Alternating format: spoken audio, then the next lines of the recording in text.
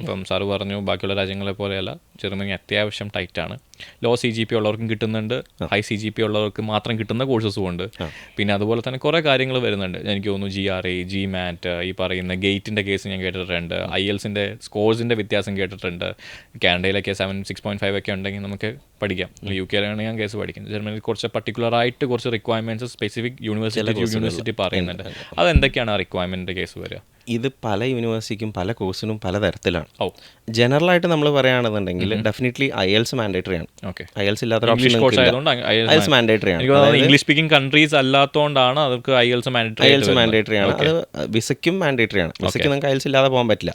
Even ചില universities medium of instruction accept ചെയ്യുന്നുണ്ടെങ്കിലും വിസയ്ക്ക് നിങ്ങൾ പോകണമെങ്കിൽ IELTS മാൻഡേറ്ററി ആണ്. IELTS തന്നെ നേരത്തെ ഇപ്പോൾ പറഞ്ഞ പോലെ 6.5, ചില കോഴ്സുകൾക്ക് 6.5 B2 level, CFR level B2 മതി.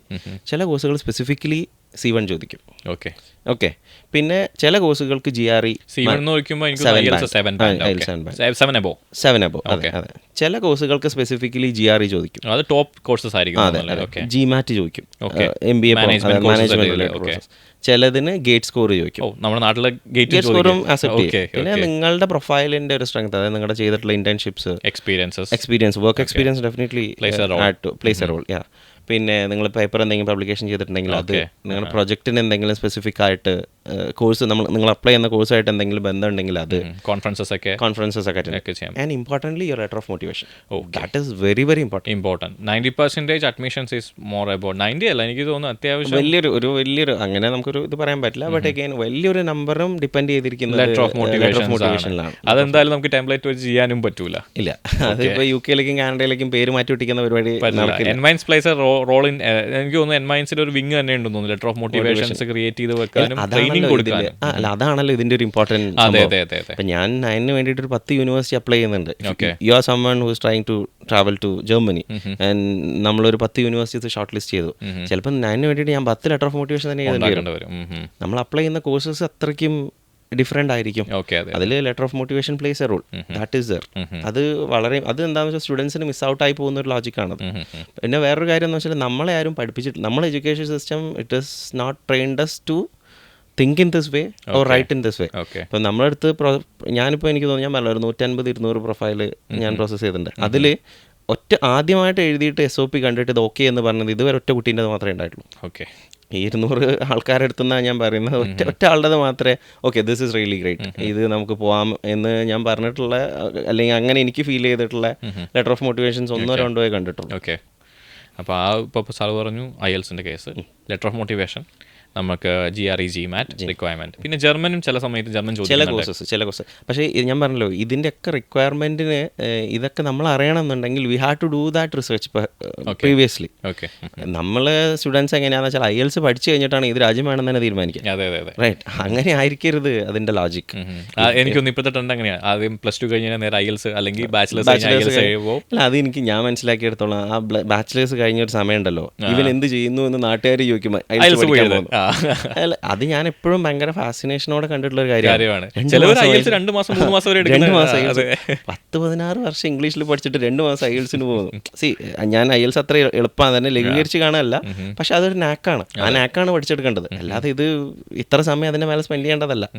ആ സമയം നിങ്ങൾ സ്പെൻഡ് ചെയ്യേണ്ടത് കുറച്ചും കൂടെ പ്രൊഡക്റ്റീവ് ആയിട്ടുള്ള കാര്യങ്ങൾക്ക്. ലൈക്ക് നിങ്ങൾക്ക് വേണ്ട കൺട്രി റിസർച്ച് ചെയ്യാൻ. ഇപ്പോൾ ജർമ്മനിയുടെ കേസാണ് നമ്മൾ സംസാരിക്കുന്നത്. ജർമ്മനി ആണെങ്കിൽ യൂണിവേഴ്സിറ്റി റിസർച്ച് ചെയ്യാൻ, അതിന്റെ റിക്വയർമെന്റ്സ് നോക്കാൻ, എക്സ്ട്രാ അഡീഷണൽ സ്കിൽസ് എന്തെങ്കിലും വേണോ എന്നുള്ളത് നോക്കാം, ഈ ആപ്ലിക്കേഷൻ എപ്പോൾ തുടങ്ങണം എന്നുള്ളത് നോക്കാം. അതും ഭയങ്കര ഇമ്പോർട്ടൻറ്റ്. എല്ലാ യൂണിവേഴ്സിറ്റിയും സെയിം ടൈം പീരീഡ് അല്ല ആപ്ലിക്കേഷൻ സ്റ്റാർട്ട് ചെയ്യുന്നത്, എല്ലാം ഡിഫറെൻ്റ് ആയിട്ടാണ്.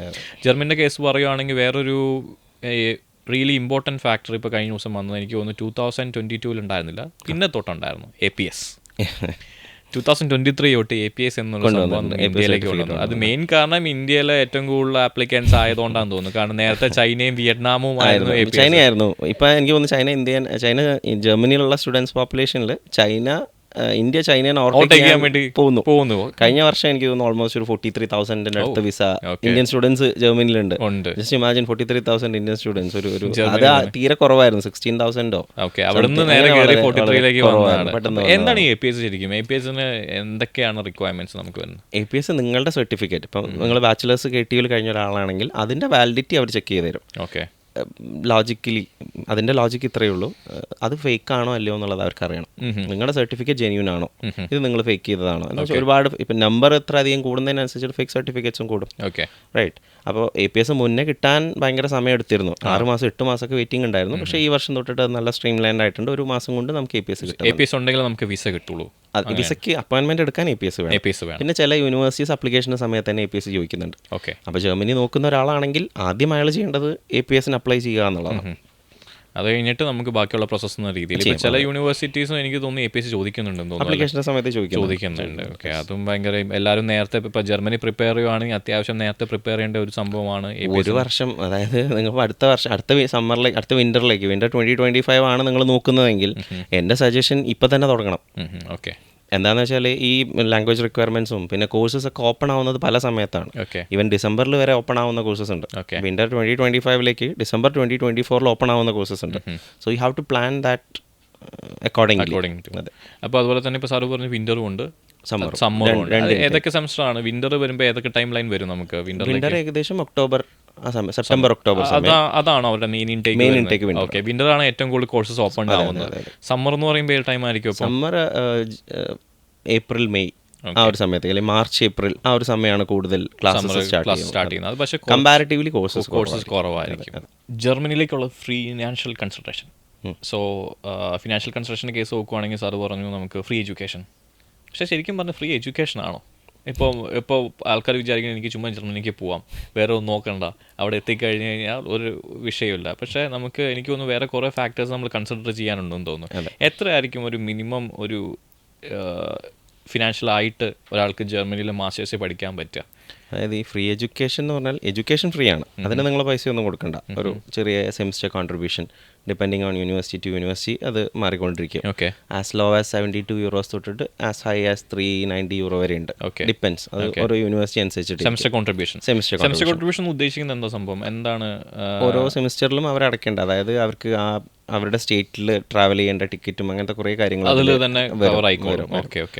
കുറേ ഫെസിലിറ്റീസ് അവർക്ക് അതിനെ കൊണ്ട് കിട്ടാനുണ്ട്. So that is definitely worth it. ചെറിയൊരു എമൗണ്ട് അല്ലേ ഹാർഡ്ലി വരുന്നുള്ളൂ. പിന്നെ വേറൊരു കാര്യം, ഈ എല്ലാവർക്കും എപ്പോഴും ഉണ്ടാകുന്നൊരു കൺഫ്യൂഷൻ, ഫ്രീ എന്ന് പറയുന്ന സമയത്തേക്ക് ഒരു പൈസയും ഇല്ലാതെ എനിക്ക് ഇവിടുന്ന് പോകാൻ പറ്റുന്നുള്ളതാണ്. ഇപ്പോൾ അതെല്ലാവരുടെയും മൈൻഡിൽ എനിക്ക് തോന്നുന്നു. UK നമുക്ക് ഷോ മനി ആണല്ലോ. ഷോ മനി ഇവിടെ കാണിച്ചാൽ മതി. അതായത് മെച്യൂരിറ്റി പീരീഡ് 1 മന്ത്. ഇപ്പോൾ ഇന്നർ ലണ്ടൻ ആണെങ്കിൽ 12 lakhs ഔട്ടർ ലണ്ടൻ ആണെങ്കിൽ 10 lakhs ഇവിടെ കാണിച്ചാൽ മതി. ജർമ്മനിയുടെ കേസിൽ അങ്ങനെയല്ല, ഡിഫറെന്റ് ആണ്.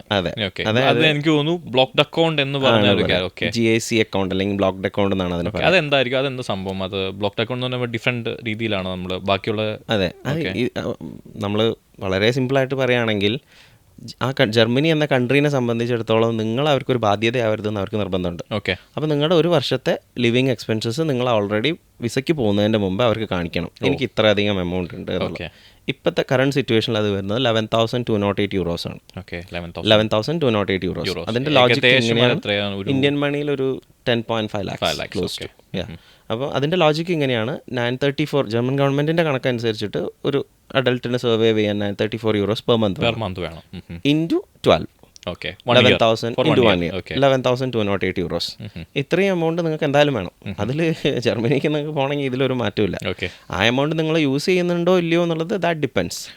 ലിവിങ് എക്സ്പെൻസ് അത് നിങ്ങൾക്ക് അവിടെ എത്തിക്കഴിഞ്ഞ് കഴിഞ്ഞാൽ ഓരോ മന്തും നിങ്ങളുടെ അക്കൗണ്ടിലേക്ക് അത് ക്രെഡിറ്റ് ആവും €934 വെച്ചിട്ട്. അപ്പോൾ സാധാരണ നമുക്കിപ്പോൾ പാർട്ട് ടൈം കിട്ടും സ്റ്റുഡൻസിന്. പാർട്ട് ടൈമിൻ്റെ ലോജിക്ക് പെർ മന്ത് ഇപ്പോൾ എല്ലാ കൺട്രീസിനെ പോലെ തന്നെ പെർ വീക്ക് €20, പെർ മന്ത് അങ്ങനെ പെർ വീക്ക് 20 hours.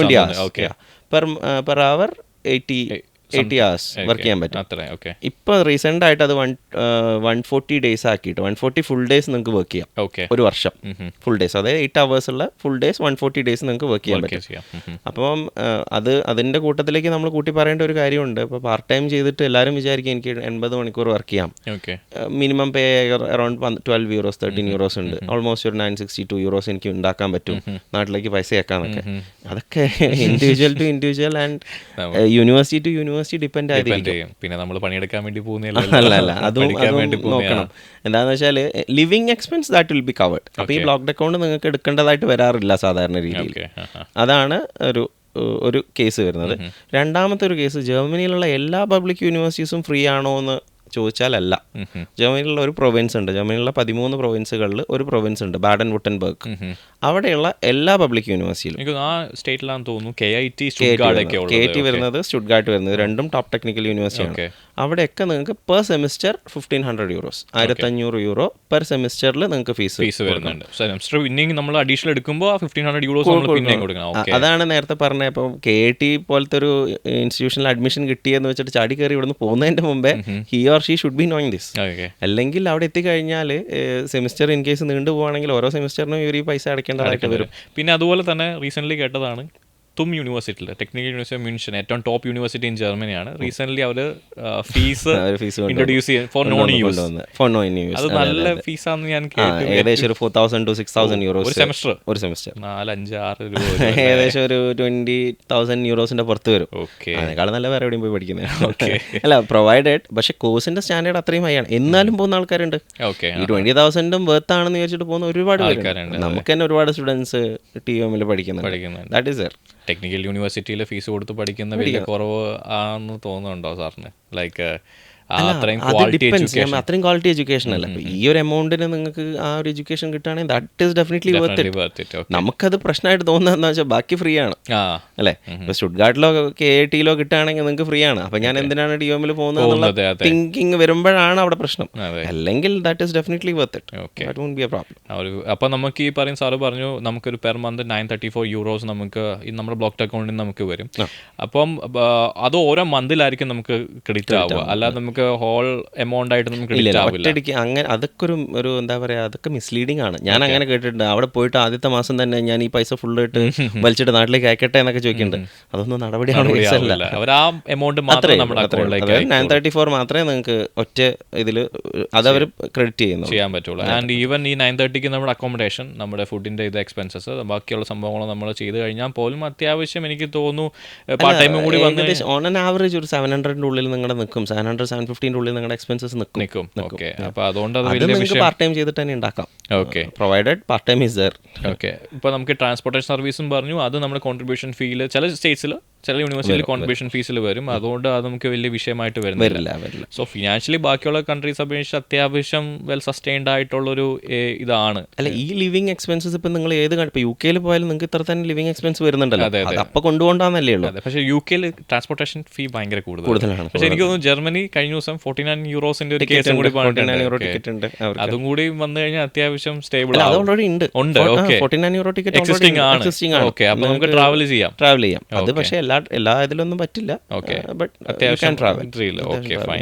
ഇപ്പോൾ കരിയർ പ്രോസ്പെക്റ്റീവിന്റെ കേസ് നോക്കുകയാണെങ്കിൽ ഇപ്പോൾ സാറ് എങ്ങനെയാണ് ജർമ്മനിയുടെ ജോബ് മാർക്കറ്റ് ഹ്യൂജ്. എങ്ങനെ ഒരാൾക്ക് ആ ഒരു ഏരിയയിലേക്ക് സ്കോർ ചെയ്യാം? കഴിഞ്ഞിട്ട് ജോബിലേക്ക് ലൈക്ക് ചിലവർ പറയുന്നു തീസിസ് ത്രൂ കയറാൻ പറ്റും, ചിലവർ പറഞ്ഞു റെഫറൻസ് നെറ്റ്വർക്കിംഗ് ത്രൂ കയറാൻ പറ്റും. എന്താണ് ആ ഒരു ജോബ് മാർക്കറ്റിന്റെ കേസ് വരിക?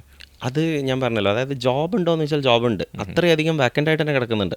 ഓൾമോസ്റ്റ് 7 million ജോബ്സ് തന്നെ അവർക്ക് ഉണ്ട് എന്ന് പറയുന്നു. ഇപ്പോഴത്തെ ഒരു കണക്ക് വെച്ചിട്ട് എനിക്ക് തോന്നുന്നു 3.5 lakhs അടുത്ത് ജോബ്സ് അവിടെ കിടക്കുന്നുണ്ട്. ഓരോ വർഷവും ആൾക്കാർ റിട്ടയർ ആയിക്കൊണ്ടിരിക്കുന്നുണ്ട്. ഇതിനൊക്കെ റീപ്ലെനിഷ് ചെയ്യണമെന്നുണ്ടെങ്കിൽ വർക്ക് ഫോഴ്സ് വേണമല്ലോ. Provided U should have the required skill set. Job ഉണ്ടോയെന്ന് വെച്ചാൽ ഡെഫിനറ്റ് ആയിട്ടും ജോബ് ഉണ്ട്. പക്ഷെ അത് എല്ലാവർക്കും കിട്ടുമെന്ന് വെച്ചാൽ അത് it depends on people to people. അതൊരു റിയാലിറ്റിയാണ്, അത് മനസ്സിലാക്കണം. ഇപ്പം ഇവിടെ ജോലി കിട്ടാത്ത ഒരാൾക്ക് ജർമ്മനി പോയിട്ട് ഉറപ്പായിട്ടും ജോലി കിട്ടുമെന്ന് നമുക്ക് ഒരിക്കലും പറയാൻ പറ്റില്ല. റൈറ്റ്, അത് ഓരോരുത്തരുടെ കഴിവനുസരിച്ചിട്ടും സ്കിൽ അനുസരിച്ചിട്ടിരിക്കും. And language definitely plays an important role. B2 level വരെയൊക്കെ ലാംഗ്വേജ് ഉണ്ടെങ്കിൽ നിങ്ങൾക്ക് പിന്നെ ജോബിന് അവിടെ ബുദ്ധിമുട്ട് വരാറില്ല. എന്താണെങ്കിലും ജോലി കിട്ടും, അത് വലിയ സ്കില്ലൊന്നും ഇല്ലെങ്കിലും. That is definitely there. അതുപോലെ തന്നെ എന്താണ് എൻമൈൻസിൻ്റെ സക്സസ് സ്റ്റോറീസ് ബാക്കിയുള്ള ഒരു ടീംസ് അപേക്ഷിച്ച്? എന്തൊക്കെ പുതിയ ആപ്ലിക്കൻസ് ഉണ്ട്? എന്തൊക്കെ ഡിഫിക്കൽട്ട് സിറ്റുവേഷനുകൾ നിങ്ങൾ കവർ ചെയ്തു? ഡിഫിക്കൽട്ട് സിറ്റുവേഷൻ ഞാൻ പറഞ്ഞല്ലോ, അതായത് ഇപ്പം കോംപ്ലിക്കേറ്റഡ് കേസസ് പറയുകയാണെങ്കിൽ വിസ റിജക്റ്റ് ആയിട്ടുള്ള ജർമ്മനിയിലേക്ക് വിസ റിജക്ഷൻ കമ്പാരിറ്റീവ്ലി കുറവാന്ന് എല്ലാവരും പറയും. പക്ഷേ there are a lot of visa rejection. Recently നമ്മളതൊരു ഭയങ്കര ഹൈക്ക് കാണുന്നുണ്ട്. അത് ഇപ്പോൾ കഴിഞ്ഞ ഒരു ഒക്ടോബർ വെച്ചിട്ട് നോക്കിയിട്ടുണ്ടെങ്കിൽ വിസ റിജക്ഷൻ കിട്ടിയ ആരെങ്കിലും ഇത് കേൾക്കുന്നുണ്ടെങ്കിൽ അവർക്കറിയാം എല്ലാവരും ഒരു പേരായിരിക്കും വിസ റിജക്ഷനിൽ കണ്ടിട്ടുണ്ടാവുക. We are not getting into that. ആരാണ് വിസ റിജക്ട് ചെയ്തതെന്നുള്ള ഒരു പേരായിരിക്കും നമ്മൾ കണ്ടിട്ടുണ്ടാവുക. ബട്ട് വിസ റിജക്ഷൻ ഒരുപാട് കേസസ് നമ്മളെടുത്ത് വരാറുണ്ട്. റൈറ്റ്, എനിക്ക് തോന്നുന്നു ഇപ്പോൾ റീസെൻ്റ്ലി ഞാൻ ഹാൻഡിൽ ചെയ്ത ഏറ്റവും കോംപ്ലിക്കേറ്റഡ് കേസ് ഒരു കുട്ടി, ആന്ധ്രാപ്രദേശ് എന്നുള്ളൊരു ഒരു പയ്യനായിരുന്നു. അവന് 4 US വിസ റിജക്ഷൻ ഉണ്ട്, 3 പ്രാവശ്യം ജർമ്മനി വിസ റിജക്ട് ആയിട്ടുണ്ട്. അവൻ എല്ലാ ഹോപ്പും വിട്ടതാണ്. We were able to get him visa. പിന്നെ ഒരു 35 വയസ്സുള്ള ഒരാളുടെ 2 പ്രാവശ്യം വിസ റിജക്റ്റ് ആയിട്ട് we were able to get him visa. അങ്ങനെ കുറേ കേസസ് അതുണ്ട് വിസ റിജക്ഷൻ്റെ കേസിൽ പറയുകയാണെങ്കിൽ. പിന്നെ പ്രൊഫൈൽ വേസ് നോക്കുകയാണെന്നുണ്ടെങ്കിൽ ആസ് ലോ ആസ് 60% വരെയൊക്കെ നമുക്ക് അഡ്മിഷൻ എടുത്തു കൊടുക്കും. ഞാൻ നേരത്തെ പറഞ്ഞില്ലേ 63% വെച്ചിട്ട് TUM വരെ അഡ്മിഷൻ എടുത്ത് കൊടുക്കാൻ പറ്റിയിട്ടുണ്ട്. ഞാൻ പറഞ്ഞല്ലോ, അത് ഗ്രേഡ് മാത്രം ഡിപ്പെൻഡ് ചെയ്യുന്ന വർക്ക് എക്സ്പീരിയൻസ് മാറ്റേഴ്സ്. ആൾക്ക് ലാംഗ്വേജ് ഉണ്ടായിരുന്നു, ഏർലി ആയിട്ട് നമുക്ക് അപ്ലൈ ചെയ്യാൻ പറ്റി. അങ്ങനെ കുറേ എഡ്യൂക്കേഷൻ ശരിക്കും പറഞ്ഞാൽ ജോബിലേക്കുള്ള ചെറിയൊരു ഇത് സ്റ്റെപ്പ് മാത്രമാണ്. നമുക്കുള്ള മാസ്റ്റേഴ്സ് കഴിഞ്ഞാൽ പോലും നമ്മൾ ബാക്ക് ടു ആ ഒരു ഏരിയയിലേക്ക് വരില്ല. നമ്മൾ സ്കില്ല് ഡെവലപ്പ് ചെയ്യണം. അത് നിങ്ങൾ എന്തായാലും, അതെനിക്ക് തോന്നുന്നു നമ്മൾ അങ്ങനെ ട്രെയിൻഡ് അല്ലാത്തതുകൊണ്ടായിരിക്കും നമുക്ക് ആ ഒരു പ്രശ്നം. ജർമ്മനിയിൽ അവരുടെ എഞ്ചിനീയേഴ്സായിട്ട് നിങ്ങൾക്ക് വർക്ക് ചെയ്യുമ്പോൾ ആ റിയാലിറ്റി മനസ്സിലാവും. എനിക്കത് സ്പെസിഫിക്കലി പറയാൻ പറ്റുന്നത് ഞാൻ അവരോട് വർക്ക് ചെയ്തുകൊണ്ടാണ്. റൈറ്റ്, അത്രയ്ക്കും അവർ ടെക്നിക്കലി പ്രൊഫിഷ്യൻ്റ് ആണ്. സോ നിങ്ങൾ ആ ലെവലിലേക്ക് എത്തണം. അതെ. അതുപോലെ വേറെ കേസ് എന്ന് വെച്ചാൽ എല്ലാവരും ചോദിക്കുന്നതാണ്, ജർമ്മനിക്ക് ഒറ്റയ്ക്ക് അപ്ലൈ ചെയ്യാൻ പറ്റുമോ? അതുപോലെ ഇത് ഒറ്റയ്ക്ക് ചെയ്ത് കഴിഞ്ഞാൽ നിന്ന് പോവോ, എനിക്ക് റിജക്ഷൻ വരുമോ? എന്താണ് എൻമൈൻസിന്റെ ആ ഒരു നമ്മളുടെ ഒരു USP തന്നെ അതാണ് actually. Apply to German public universities yourself. ഞാൻ എല്ലാവരോടും പറയുന്നത് നിങ്ങൾ ഒറ്റയ്ക്ക് അപ്ലൈ ചെയ്യാൻ വേണ്ടിയിട്ടാണ്. പ്രൊവൈഡഡ് യു ആർ ഡൂയിങ് നമ്മുടെ പ്രോപ്പർ ഗൈഡൻസ് ഉണ്ടാവും. പക്ഷേ provided you are doing the correct research and you should have the required skill set as well. Actually എന്താണെന്ന് വെച്ചാൽ ഇതിൽ കുറച്ച് കോംപ്ലിക്കേഷൻസ്, ലെറ്റർ ഓഫ് മോട്ടിവേഷൻ എഴുതുന്നത്, അതൊന്നും നിങ്ങൾ ഡേ ടു ഡേ ബേസിസിൽ ചെയ്യാത്ത കാര്യങ്ങളല്ലേ. അതിനൊക്കെയുള്ള പ്രോപ്പർ ട്രെയിനിങ് നിങ്ങൾക്ക് ഉണ്ടെങ്കിലും സമയം you have to spend a lot. Right. അപ്പം ഞാൻ എപ്പോഴും നമ്മുടെ എൻഡ് ടു എൻഡ് സർവീസസിലേക്ക് വരാൻ പറയുന്ന സ്റ്റുഡൻസ് അവർ കുറച്ചും കൂടെ ഇപ്പം നമ്മൾ അപ്ലിക്കേഷൻ്റെ പ്രോസസ്സ് കംപ്ലീറ്റ് ആയിട്ട് ഹാൻഡിൽ ചെയ്യുകയാണെങ്കിൽ അവർക്ക് കുറച്ചും കൂടെ പ്രൊഡക്റ്റീവ് ആയിട്ടുള്ള കാര്യങ്ങൾ ചെയ്യാൻ പറ്റും. മേ ബി ലൈക്ക് ലാംഗ്വേജ് പഠിക്കുന്നത്, അവരുടെ പ്രൊഫൈൽ വർക്കിംഗ് പ്രൊഫഷണൽസ് അവർക്ക് സമയം ഉണ്ടാവില്ല. അത്യാവശ്യം നല്ലോണം സമയം ഇതിന്റെ മേലെ സ്പെൻഡ് ചെയ്യേണ്ടതുണ്ട്.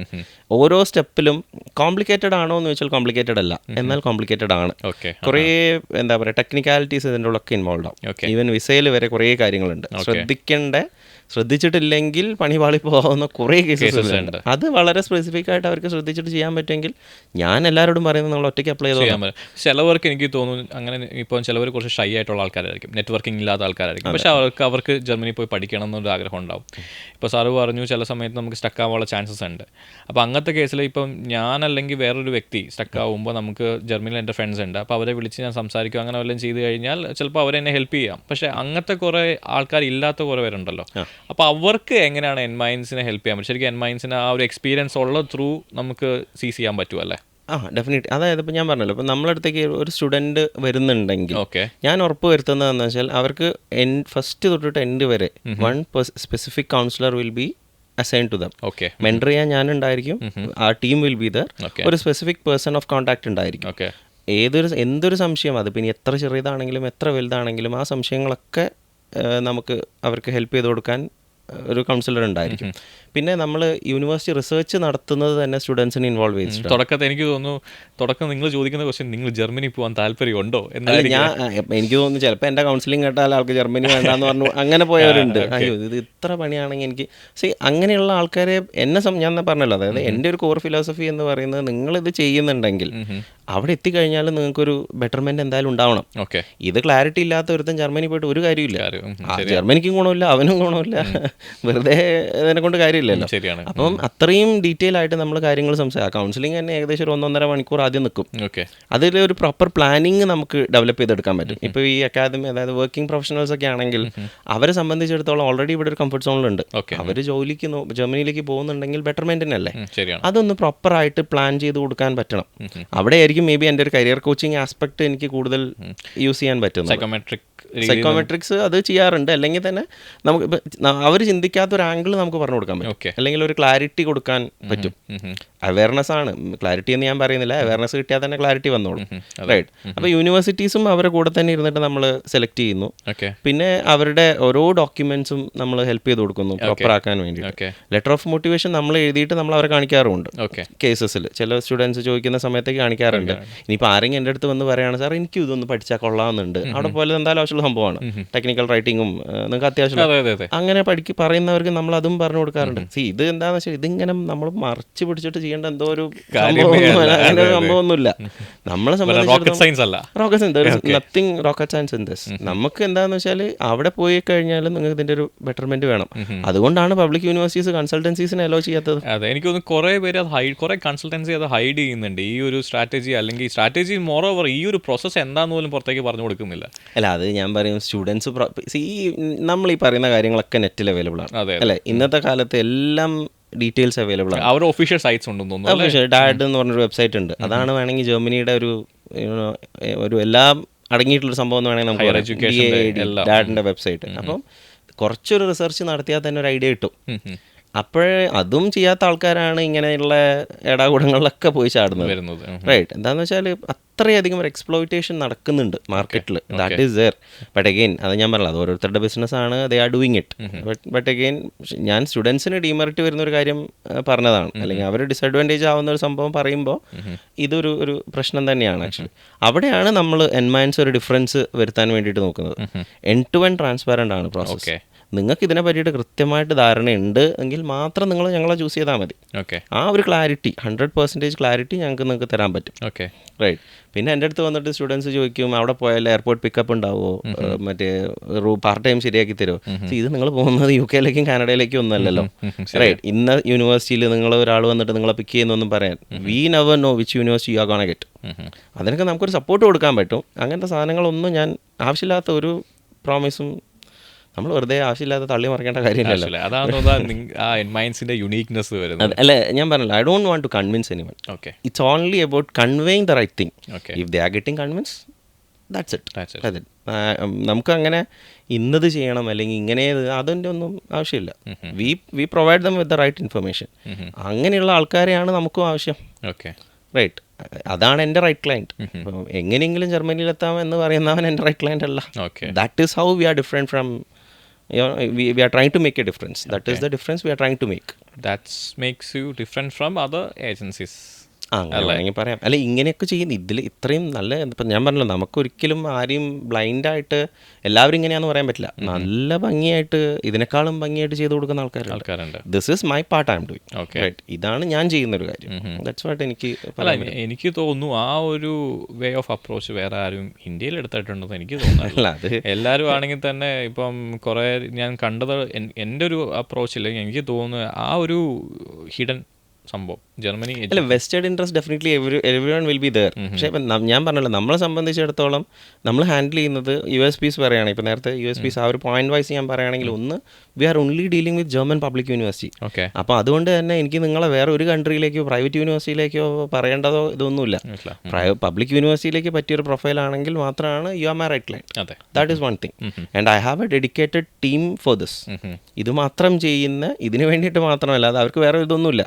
അവർ 24/7 ചെയ്തുകൊണ്ടിരിക്കുന്നത് ജർമ്മൻ പബ്ലിക് യൂണിവേഴ്സിറ്റിയിലേക്കുള്ള ആപ്ലിക്കേഷനാണ്. They have that technical expertise and എനിക്കുള്ള practical experience I'm using it. See, engineering, നമ്മളിപ്പം എഞ്ചിനീയറിംഗിന്റെ സ്കില്ല് നമുക്ക് എങ്ങനെയും യൂസ് ചെയ്യാം. എൻ്റെ സ്കില്ല് ഞാൻ യൂസ് ചെയ്യുന്ന വഴിയാണത്. Guiding you the right way. Right. അപ്പം അത് ഡെഫിനറ്റായിട്ട് നമ്മുടെ ഒരു USP തന്നെയാണ്.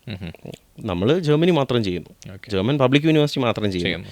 ഈ ഒരു നിഷിൽ എനിക്ക് തോന്നുന്നു വളരെ കുറച്ച് ആൾക്കാർ മാത്രമേ ഈ ഒരു നിഷിൽ, ഇപ്പോൾ കേരളത്തിൽ എനിക്കറിയില്ല വേറെ ആരെങ്കിലും ഉണ്ടോ എന്ന് എനിക്കറിയില്ല, ഇന്ത്യയിൽ തന്നെ വളരെ കുറച്ച് പേര് സ്പെസിഫിക്കലി ഈ നിഷ് മാത്രം ചെയ്യുന്നവരുള്ളൂ. ജർമ്മൻ പബ്ലിക് യൂണിവേഴ്സിറ്റി ചെയ്യുന്ന ഒരുപാട് പേരുണ്ട്, പക്ഷേ അവരൊക്കെ ബാക്കിയുള്ള കൺട്രീസൊക്കെ ചെയ്യുന്നുണ്ട്. നമ്മൾ ഇത് മാത്രം ചെയ്യുന്നു, ഇത് മാത്രം കോൺസെൻട്രേറ്റ് ചെയ്യുന്നു. അപ്പം we are able to provide the students with an undivided attention. Our expertise we can provide them. നമുക്ക് ആ സ്പെഷ്യലൈസേഷൻ ഉള്ള കാരണം we have good knowledge in that. അതെ. പിന്നെ ഒരു കാര്യം കൂടെ, ഒറ്റയ്ക്ക് അപ്ലൈ ചെയ്യാൻ താല്പര്യമുള്ള ഒരാൾക്ക്, ചെറിയൊരു ബൂസ്റ്റിംഗ് വേണ്ട ഒരാൾക്ക് നമ്മൾ അങ്ങനെ ഒരു ഓപ്ഷനും കൂടെ കൊടുക്കുന്നുണ്ട്. Apply to public universities by yourself. അങ്ങനെ ഒരു പാക്കേജ് തന്നെ നമ്മൾ കൊടുക്കുന്നുണ്ട്. You can apply by yourself with our support. അങ്ങനെ ഒരു ഇതും കൂടെ നമുക്ക് അങ്ങനെ ഒരു കേസ് കൊടുക്കുവാണെങ്കിൽ ആൾക്ക് ഒരു സക്സസ് ആയിട്ടുള്ള ഒരു മൈൻഡ് സെറ്റ് ക്രിയേറ്റ് ചെയ്യാൻ പറ്റും. ലൈക്ക് സ്വന്തമായിട്ട് ഒരു എഫേർട്ട് നമ്മൾ ചെയ്തെടുത്തു എന്ന് പറഞ്ഞാൽ ഒരു സപ്പോർട്ട് സർവീസിൽ 6 ഓഫർ ലെറ്റർ കിട്ടിയ ആൾക്കാർ. എനിക്ക് കഴിഞ്ഞ വർഷം ഒരു കുട്ടി ഉണ്ടായിരുന്നു, ആ കുട്ടി ഇട്ട 6 ആപ്ലിക്കേഷൻ 6 എണ്ണത്തിൽ അവൾക്ക് കിട്ടിയിട്ടുണ്ട്. നല്ല CGPA ഉണ്ട്, 9.4 സംതിങ് CGPA ഉണ്ട്, പക്ഷേ 6 ആപ്ലിക്കേഷൻ ഇട്ടിട്ട് അവൾക്ക് 6 കിട്ടിയിട്ടുണ്ട്. And now she is in Technical University of Munich. Right. അപ്പം ഇപ്പോൾ മാസ്റ്റേഴ്സ് പഠിക്കാൻ താല്പര്യമുള്ളവർ, അല്ലെങ്കിൽ ആ ഒരു ബാച്ചിലേഴ്സ് കഴിഞ്ഞിട്ട്, അല്ലെങ്കിൽ അങ്ങനത്തെ ഒരു രീതിയിൽ +2 കഴിഞ്ഞിട്ട് രീതിയിലെല്ലാം വരുന്ന ആൾക്കാർ മാസ്റ്റേഴ്സ് ജർമ്മനി പഠിക്കണമെന്ന് താല്പര്യമുള്ള, എങ്ങനെയായിരിക്കും എൻമൈൻസിനെ അപ്രോച്ച് ചെയ്യുക? എന്തൊക്കെ വേസ് ഓഫ് നെറ്റ്വർക്കിംഗ് ഉണ്ട് നമുക്കിപ്പം? അതെങ്ങനെയാണ് നമുക്ക് ചെയ്യാൻ പറ്റുക, ഹെൽപ്പ് ചെയ്യാൻ പറ്റുക? ഒന്ന് ഡയറക്റ്റ്ലി നമ്മുടെ ഇൻസ്റ്റാഗ്രാം പേജ് ഫോളോ ചെയ്ത് അതിലേക്ക് നമുക്ക് DM ചെയ്യാം. നമ്മുടെ കൗൺസിലേഴ്സിൻ്റെ നമ്പേഴ്സ് പ്രൊവൈഡ് ചെയ്യാം. ഇനി സ്പെസിഫിക് ആയിട്ട് ക്വയറീസ് ഉള്ള ആൾക്കാർ, അതായത് കുറച്ചും കൂടി ഡീറ്റെയിൽ ആയിട്ട് അറിയണം എന്ന് താല്പര്യമുള്ള ആൾക്കാരുണ്ടല്ലോ, നമ്മുടെ ഇൻസ്റ്റാഗ്രാം പേജിൽ കയറിയിട്ടുണ്ടെങ്കിൽ ഒരു 30 minutes ഫ്രീ കൗൺസിലിംഗ് എന്ന് പറഞ്ഞ സെഷൻ നിങ്ങൾക്ക് കാണും. അതിൽ കയറിയിട്ട് ഒരു സ്ലോട്ട് ബുക്ക് ചെയ്യുകയാണെന്നുണ്ടെങ്കിൽ ഡയറക്റ്റ് ഞാൻ തന്നെ സംസാരിക്കാം. അതായത് നമുക്ക് കുറച്ചും കൂടെ നേരത്തെ പറഞ്ഞ പോലെ നമുക്ക് കൺവിൻസിങ് ഒന്നുമില്ല, കാര്യങ്ങൾ അറിയാം, അവയർനെസ് ക്രിയേറ്റ് ചെയ്യാം, എനിക്കറിയുന്ന കാര്യങ്ങൾ നമുക്ക് കൺവേ ചെയ്ത് തരാം. റൈറ്റ്. അപ്പം നമ്മളുടെ സ്റ്റുഡൻസ്, ഞാൻ പറഞ്ഞ നമ്മളെ മോട്ടോ തന്നെ എല്ലാവരെയും ജർമ്മനിക്ക് അയക്കുക എന്നുള്ളതല്ല. റൈറ്റ് ആയിട്ടുള്ള കാൻഡിഡേറ്റ്, നമ്മളും നിങ്ങൾക്ക് റൈറ്റ് ആണോ എന്നുള്ളത് നിങ്ങൾക്ക് തോന്നണം. അതേപോലെ സ്റ്റുഡൻറ്റും ആ ഒരു ഡീറ്റെയിൽ കോൺവെർസേഷനാണ് അവിടെ നമുക്ക് ആവശ്യം. അങ്ങനെ നമ്മൾ മുന്നോട്ട് വർക്ക് ചെയ്തിട്ടുള്ളൂ. Ultimately you people should not suffer after reaching Germany. അതാണ് എൻ്റെ ഒരു മെയിൻ മോട്ടോ. അപ്പോൾ നിങ്ങൾക്ക് ഇതിലൊരു പ്രോപ്പർ ക്ലാരിറ്റി ഉണ്ടാക്കുക എന്നുള്ളത് വളരെ ഇമ്പോർട്ടൻ്റ് ആണ്. Right. So conversation and connecting is really important. അങ്ങനെ നമ്മളെ കണക്ട് ചെയ്യാൻ പറ്റും സ്റ്റുഡൻസ്. ഫുള്ളി എൻമൈൻസിന് ഒരു മേജർ റോൾ പ്രൊവൈഡ് ചെയ്യാൻ പറ്റട്ടെ ഈ ഒരു എഡ്യൂക്കേഷൻ സെക്ടറിൽ, ഈ ഒരു കരിയർ സെക്ടറിൽ തന്നെ. Thank you so much sir. Thank you.